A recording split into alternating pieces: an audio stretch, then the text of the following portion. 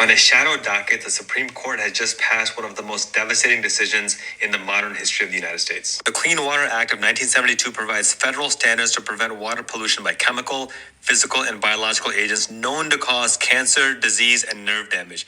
It's been the cornerstone of our policy on protecting water for 50 years, and the Supreme Court just repealed it 5-4. Worse, they didn't even publish an opinion. They did it on a shadow docket, meaning we have no idea what their reasoning was. All we know is that now corporations will be allowed to dump cancer-causing, nerve-damaging agents into our water without any accountability. And guess who's going to suffer the brunt of that harm?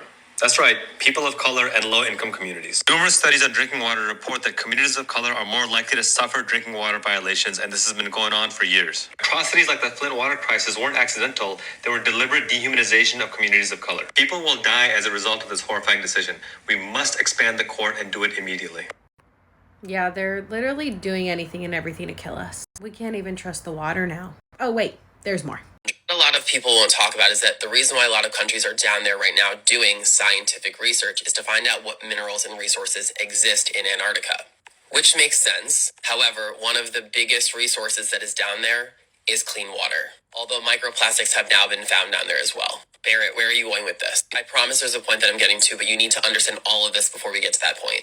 Now, this is where things get even more complicated and interesting. What countries are down there? Well, some of the biggest ones that you should know about are the US, China, and Russia. What's happening in the world right now? There's a war and prices for everything are being inflated. Now think about what will happen when water starts to become scarce. Exactly.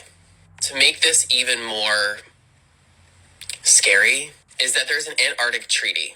And to put it into really easy terms, what the Antarctic Treaty originally was meant to do is make it so that no country could lay claims to Antarctica ever.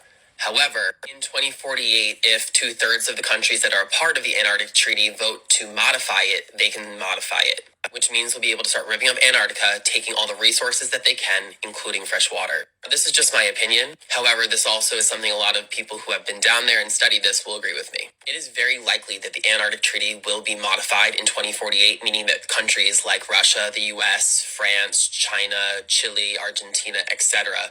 can start to lay claims to part of Antarctica and try and do what they can to it to take the resources that their countries are going to need. Water is a necessity for human life.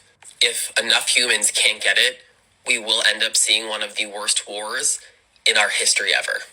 I don't like fear-mongering. However, after being down there and seeing ice caps melting, water levels rising, animal populations dwindling, and the very real effects of this happening now around the world, we are going to go into a very serious spot, as these scientists are saying, very soon, and we need to make changes now.